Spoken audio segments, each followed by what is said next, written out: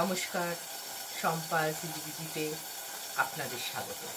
আজকে বনি ফিশের পাকশালে আপনাদের কড়াইশুঁটি বা মটরশুঁটি স্টোর করে রাখা দেখাবে।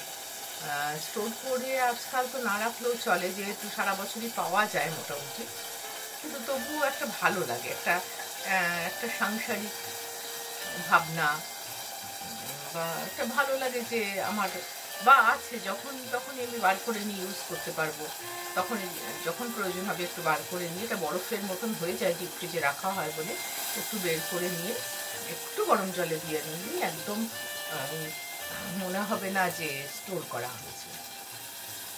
মানে আমি তো কড়াইশুঁটির কচুরিও অসময়ে করি, তার জন্যই আমি প্রথমেই এই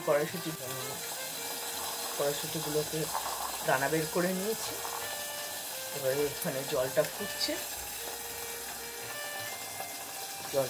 আমি ফুটন্ত জলে একটু দিয়ে দেবো, একটুখানি থাকবে, একটু ঠান্ডা জলে দেবো। দিয়ে দিলাম ফুটন্ত জলে।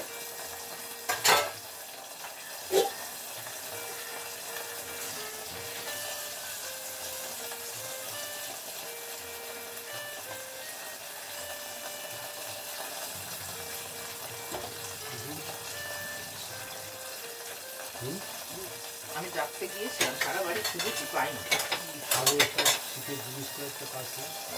সেই জন্য টিফিনটা আবার হয়ে গেল।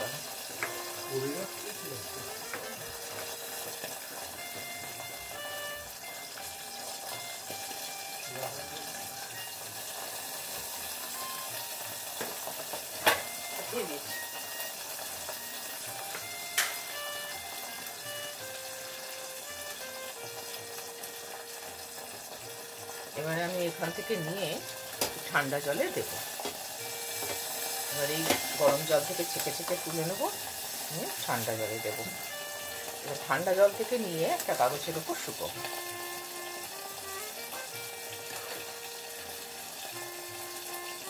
রঙটা কিন্তু এরকমই থাকবে, কোনো নষ্ট হওয়া বা কিচ্ছু না।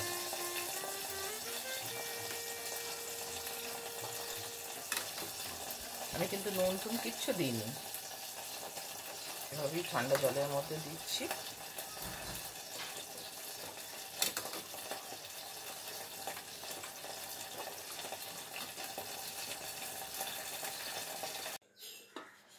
এবার এই ঠান্ডা জলে ধুয়ে নিয়েছি এই কড়াইশুঁটিগুলো। এবার আমি কাগজের ওপর শুকোতে দিচ্ছি। শুকিয়ে গেলে একটা কৌটো করে ডিপ ফ্রিজে রেখে দেবো, আর কিছু ব্যাপার নেই। তো জলটা শুকিয়ে যাবে।